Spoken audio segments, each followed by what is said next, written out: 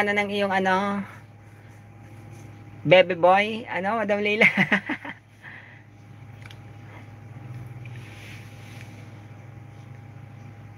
Oh, Father's Day pala, may kuya ka, di ba? Happy Father's Day sa iyong kuya, Madam Leila. Sige lang guys, take your time lang ha. Oh, update lang naman ako. Okay lang yan. Binati mo na ba? Yung ba yun? Yung parang ano, malaking ama, yung parang teddy bear, ang ano mo, ang iyong partner. Yung parang teddy bear. Kausap anak ko kanina. Ah, ba't anak mo ka nakausap mo hindi si baby boy? Madam Dorothy, kaway-kaway. Thank you. Sige lang, Madam Dorothy. Salamat ah. Thank you, thank you. Anak ko yun ah. Ba't kaya yung babae na pag... Nako, sa akin di pwede yun. Ba't ganun? Pagka nagkaanak na, ang mas iniintindi yung...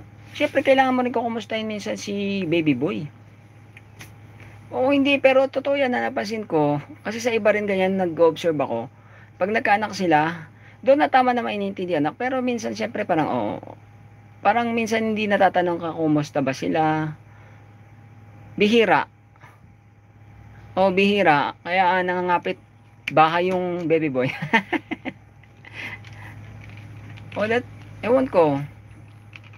Para pag nagkaanak lang parang ano, na isang tabi na yung ano, yung lalaki. Tama talaga yung sinabi ng mga ninuno. Katawan lang talagang habol nyo sa amin. Tama ba, Madam Leila?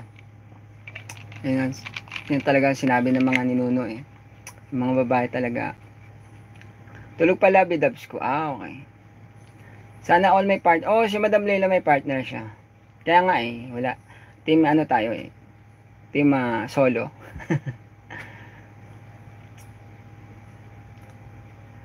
Yun nga, yan. Yung parang teddy bear, Madam Leila. Oo, parang. Huggable siya, no? Oh, huggable siya. Ba't tulog pa? Anong oras na? At baka... Uy, ang init. Makakatulog ka bang ganito kainit? Di ako makatulog. Unless aircon. Fully aircon yung... ano yun? Ano? Night shift? Ang bagay, linggo kasi, no? Maulan na yata sa inyo, no? Ang init kasi dito sa amin, Madam Leila. Di ka makatulog na to. Kakalabitin ka ng init. Makakatulog ka in the sense na parang... Pag yung ang klima dito, lalo sa kwarto, yung parang sauna. Kaya ako inantok ako eh. Sa sauna napansin nyo guys, nakakatulog yung mga tao. Kasi mainit siya, parang yung init niya, relaxing in some part. Pero hindi siya ganun komportable, pero makakatulog ka. Pero mainit talaga siya. Pero yung init niya, hindi ka makakatulog. Yung init na parang nangangalabit, ganyan. Andito din siya sa Saudi at wala kami pasok kaya tulog pa. Ah, magkasama ba kayo? Ay, sino yung ano, yung umuwi ka? Yung malaking tao. Anak mo yon? Baka ngayon yun, sabay kayo umuwi. Ah, anak mo nga yun, yung teddy bear. Oh. Oh. Saan mo nabili yun? Ay, hindi pala for sale. Hindi kami magkasama. Nasa ibang city siya. Oh, bawal naman kayo magsama, di ba? Ay, hindi, pwede pala.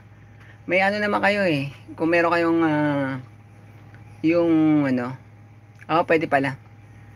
Kasi yung sa utol ko, sa Saudi sila eh.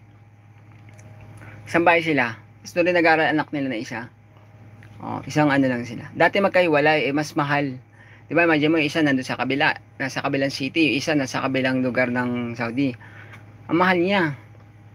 O, bas may anak silang kasama. So, nagsama sila isang bahay, mas mura.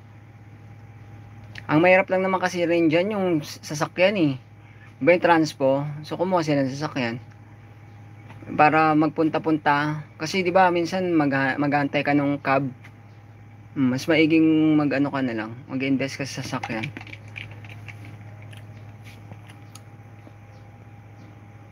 Kaya hanggang bati na lang kami. Ay, bati pala, ibang bati yung hanggang ano ba? Kaya hanggang bati na lang sa my partner, your honor.